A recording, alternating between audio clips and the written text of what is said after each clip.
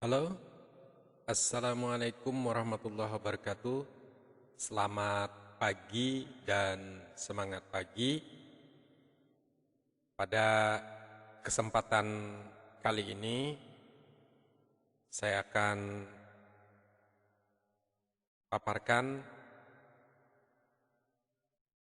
mengenai teknis instalasi dan penggunaan aplikasi Python. Ya. Jadi pertama Anda silahkan buka browser, kemudian ketikkan python.org untuk mendownload aplikasi Python yang terbaru. Ya, ini 385. Oke. Filenya tidak terlalu besar, kecil ya. Kemudian silahkan diinstal, double klik,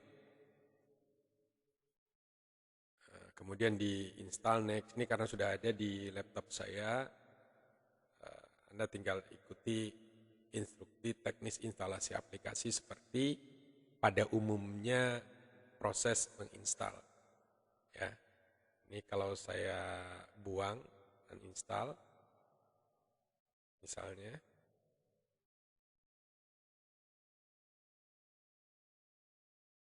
saya akan bukakan folder downloadnya.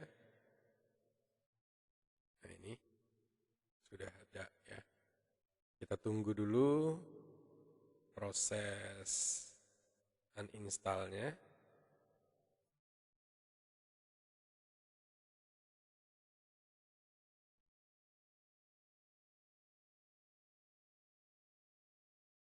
Oke. Sambil menunggu, sebagai informasi tambahan bagi Anda bahwa Python ini free, ya, pemrograman ini free dan ini lagi banyak dijadikan rujukan untuk pengembangan aplikasi karena fleksibilitas platform yang disediakan dari Python itu sendiri. Python ini masuk dalam kategori bahasa pemrograman, ya, dan lebih spesifik lagi bahasa pemrograman interpreter, ya. Jadi interpreter program language. Jadi bahasa pemrograman interpreter di mana Python ini langsung mengeksekusi setiap program atau setiap baris perintah yang kita buat. Berbeda dengan bahasa pemrograman kelompok compiler. Kalau kelompok compiler, dia harus dibuat kodifikasinya secara lengkap, kemudian dilakukan compiling. Setelah dilakukan compiling, tidak ada pesan error atau berhasil proses compilingnya, baru program bisa dieksekusi atau bisa dijalankan. Nah, berbeda dengan Python, Python ini masuk dalam kelompok interpreter. Nah, selain Python sebagai gambaran bagi Anda, seperti PHP, ya, bahasa pemrograman PHP, kemudian HTML, Java, itu masuk dalam kategori interpreter, ya, bahasa pemrograman interpreter, sedangkan yang lain itu compiler seperti Pascal, Basic, C, itu masuk dalam kelompok pemrograman compiler. Jadi itu sedikit informasi perbedaan antara interpreter dan compiler. Kalau interpreter, setiap program yang diketik dieksekusi langsung baris per baris. Berbeda dengan compiler yang harus menyelesaikan utuh semua program, baru di-compiling, setelah itu baru bisa dieksekusi. Nah, untuk membuka program setelah dilakukan instalasi tadi, dari search window, Anda bisa ketikkan ini, ya, Python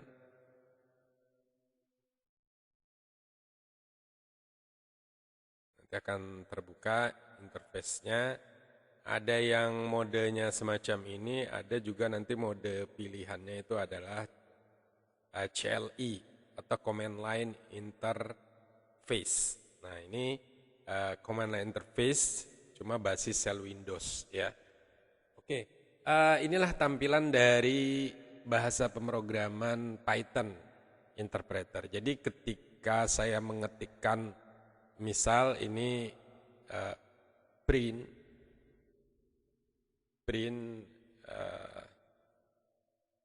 ketik, saya ingin menampilkan selamat datang, gitu ya. Saya ingin menampilkan kata selamat datang, maka kata selamat datang harus diapit tanda petik 2 di dalam kurung, gitu ya. Saya tekan enter.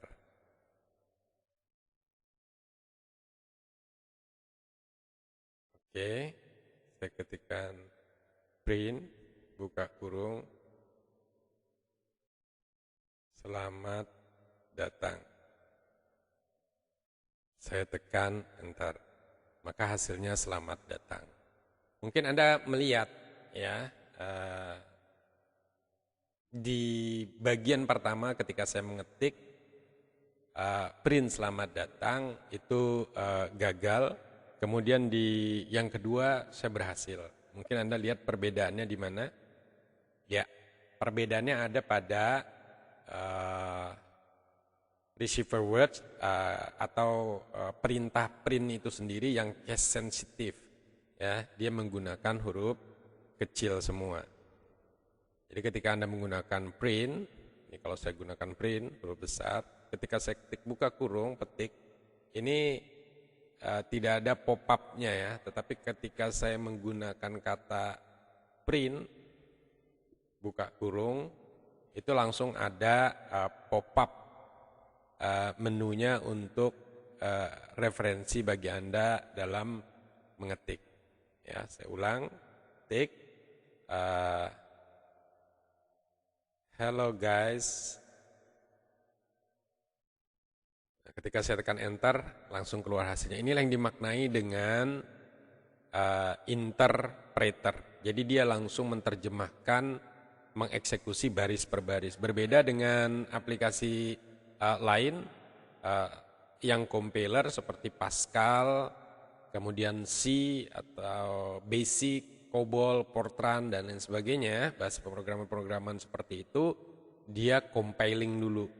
Jadi untuk menampilkan print hello guys tentu harus misalnya di Pascal itu harus dibuat perintah-perintah awal dulu, kemudian masuk begin, kemudian baru memberikan perintah printnya. Dalam hal ini menggunakan write atau write line, hello guys, kemudian end, gitu ya. Jadi cukup panjang, tetapi berbeda dengan interpreter, langsung dieksekusi. Gitu ya. Contohnya adalah bahasa pemrograman seperti Java, PHP, dan HTML. Oke, kemudian kalau tadi saya mengetikkan perintah hello, gitu ya, ini setelah selesai semacam ini saya akan simpan, gitu ya, file, kemudian saya save as atau saya save cukup karena belum disimpan ya. Saya klik save, kemudian saya simpan di folder khusus ini di Python. Anda buat folder khusus, jadi kalau belum ada, buat dulu foldernya, misalnya belajar Python, itu ya, belajar Python. Oke, saya double klik, saya simpan di sini dengan nama latihan 1, gitu ya, latihan 1 Hello World.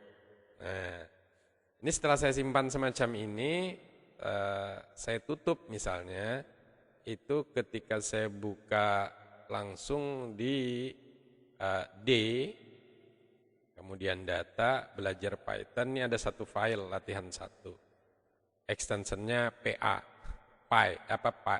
PY ya. Ini kalau saya double klik langsung, maka dia eksekusi seperti itu ya.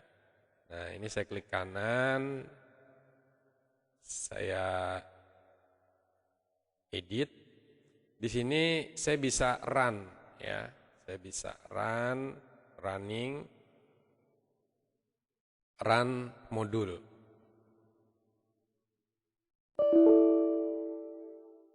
Oke.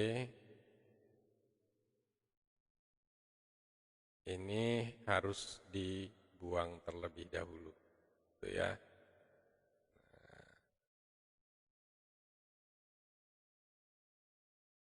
Karena ini kita sudah dalam bentuk sel ya, langsung di filenya ya, langsung di filenya. Jadi ini kalau Anda lihat D data belajar Python latihan 1.py yang saya eksekusi tadi langsung diedit. Ini kita menjalankannya di mode cell gitu ya. Jadi harus seperti ini. Perintah yang tidak dikenalinya tentu akan error ya. Berbeda ketika saya menjalankannya di mode ini ya. Berbeda ya. Terlihat sekali perbedaannya. Di sini langsung merujuk dengan file yang sudah dibuat tadi. Kalau di sini Python shell-nya. Sehingga di sini ada tulisan semacam ini ketika saya ketikkan print ketik tutup, itu akan keluar. Enggak masalah ada teks yang di atas. Kenapa? Teks di atas ini bagian dari Python shell-nya itu sendiri. Jadi tidak error. Tetapi kalau yang di sini ada kata-kata lain selain yang di atas, selain ini tentu akan error. Ini misalnya di sini saya tambahkan ini ya.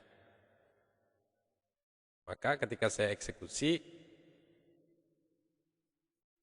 atau saya run gini ya, run modul, ada akan error di bagian atasnya. Ini saya kembali ke sini, tentu ini harus saya buang. Jadi cukup ketikkan print hello guys. Kemudian run atau F5, run modul. Saya oke, maka Python shell-nya akan jalan semacam ini. Hello guys. Ya. Misal saya coba lagi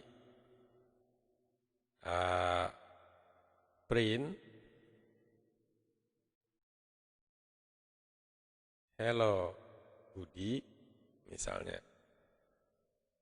Maka ketika saya F5 oke, maka akan tampil hello guys, hello Budi, karena ada 2 gitu ya. Kemudian saya coba lagi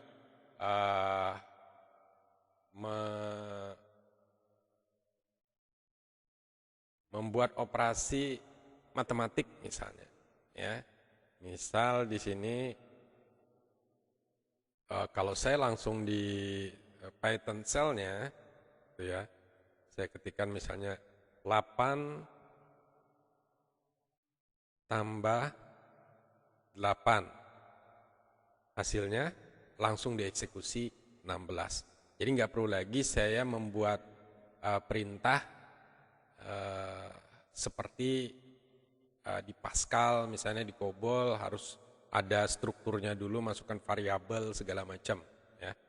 Kemudian misalnya untuk perkalian 8 menggunakan tanda asterik bintang 8 kali 2 misalnya.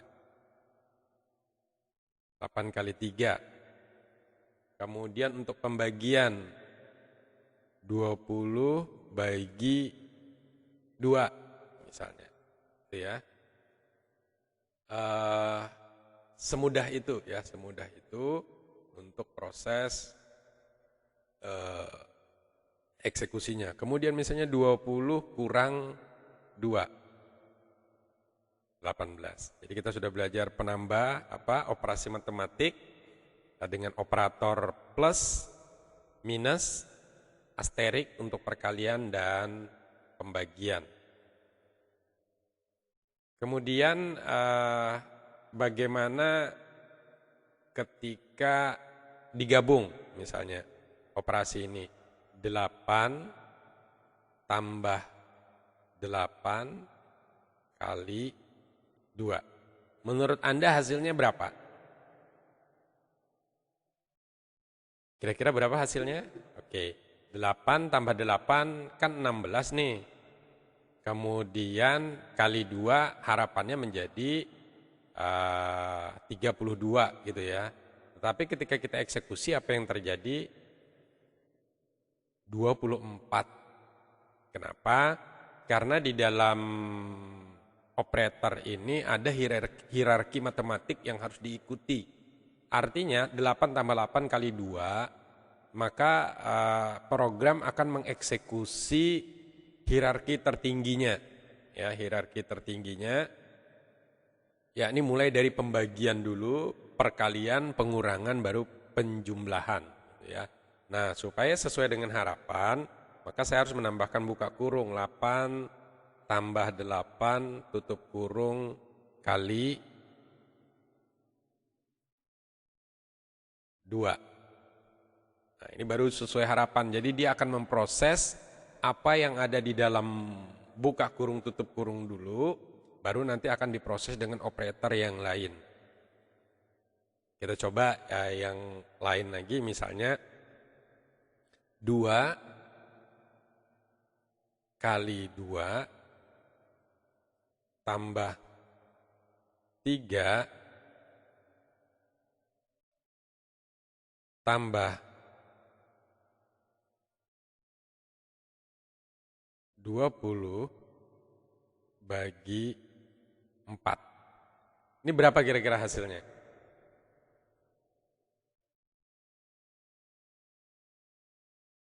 Oke, kita akan enter, hasilnya adalah 12. Kenapa? Yang akan dieksekusi duluan adalah 20 bagi 4 berapa? 5 ya. Kemudian apa selanjutnya? 2 kali 2, 4. 5 tambah 4, 9. 9 tambah 3, 12. Jadi yang akan dieksekusi pertama kali adalah 20 dibagi 4-nya. Kemudian setelah itu eksekusi berikutnya 2 kali 2. Baru 2 kali 2 ditambah 3, baru ditambah 5. Sehingga hasilnya adalah 12. Oke, mudah-mudahan Anda paham untuk operasi matematiknya ya. Kemudian yang berikutnya ini bisa Anda menggunakan buka kurung tutup kurungnya juga lebih dari satu. Intinya yang akan diproses terlebih dahulu adalah sesuatu yang berada di dalam buka kurung dan diapit tutup kurung. Untuk operasi matematik. Nah, sekarang kita akan masuk variabel sederhana. Misalnya, Budi sama dengan 20. Artinya Budi bernilai 20. Katakan enter. Nggak ada hasil. Kenapa? Karena ini adalah variabel yang namanya kebetulan adalah nama orang, Budi gitu ya. Tetapi ketika saya print Budi, maka hasilnya adalah print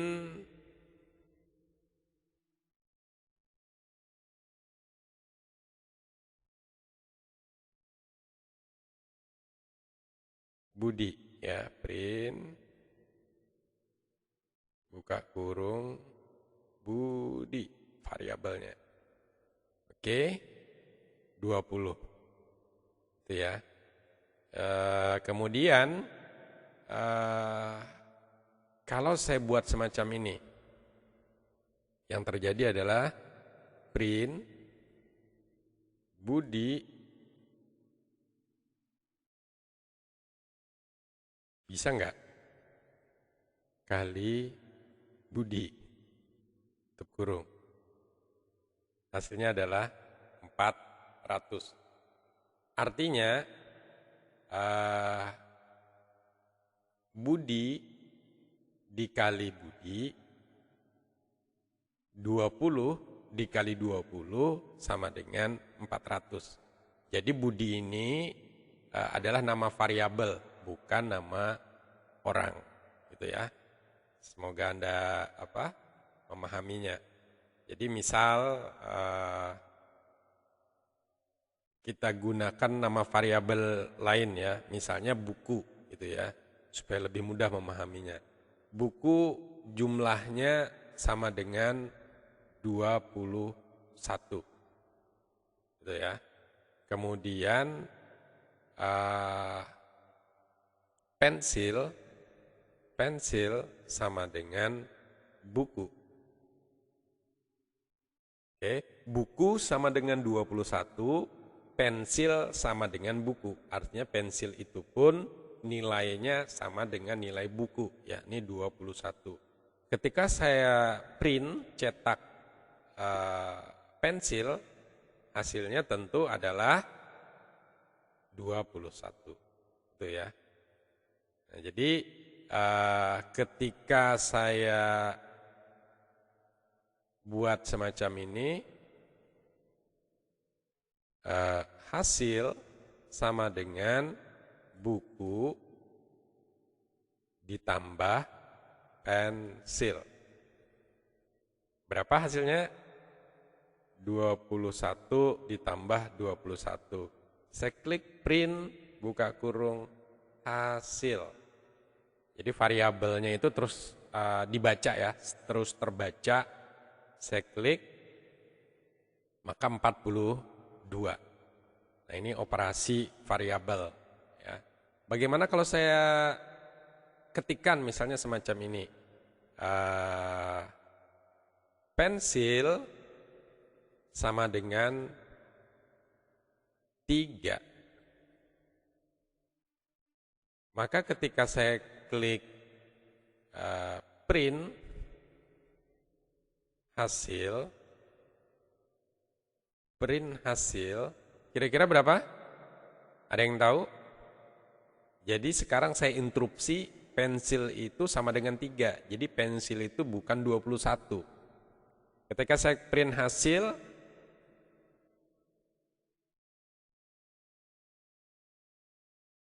berapa? 42. Kalau saya print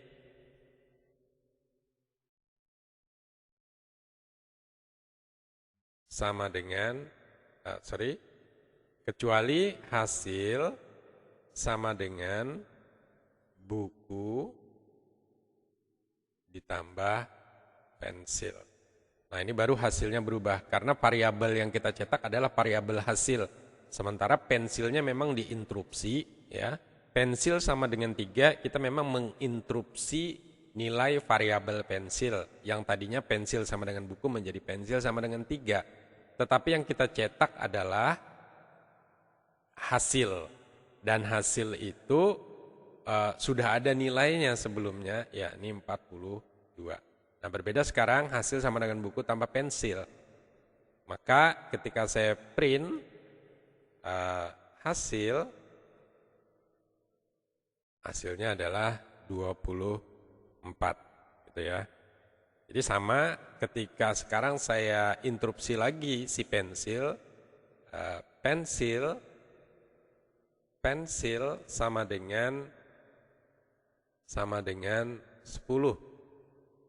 Ketika saya print hasil, tentu hasilnya tetap 24. Walaupun pensil sudah kita interupsi 10. Kecuali ada proses dulu terhadap ini, ya. Jadi misalnya hasil sama dengan buku plus pensil. Nah, pensilnya saya interupsi 10, maka buku 21 tambah 10. Jadi kalau saya print hasil, maka hasilnya adalah 31, gitu ya. Nah, ini teknis penggunaan variabel, operasi variabel, dan operator. Jadi kita sudah belajar bagaimana mencetak tampilan di layar, yang pertama. Kemudian kita tadi belajar tentang operator apa saja? Kali, sesuai hierarki matematiknya, perkalian, pembagian, penjumlahan, pengurangan, kemudian buka kurung, tutup kurung, itu akan mempengaruhi eksekusi mana yang lebih didahulukan dalam operator yang kita gunakan tadi. Kemudian yang terakhir kita belajar tentang variabel, gitu ya. Jadi 10, saya ulang, tambah 10 kali 5. Hasilnya tentu adalah 10 kali 5, 50. Tambah 10 adalah 60. Itu ya. Kecuali Anda ingin mengeksekusi 10 tambah 10 dulu, baru buka kurung, tutup kurung. Demikian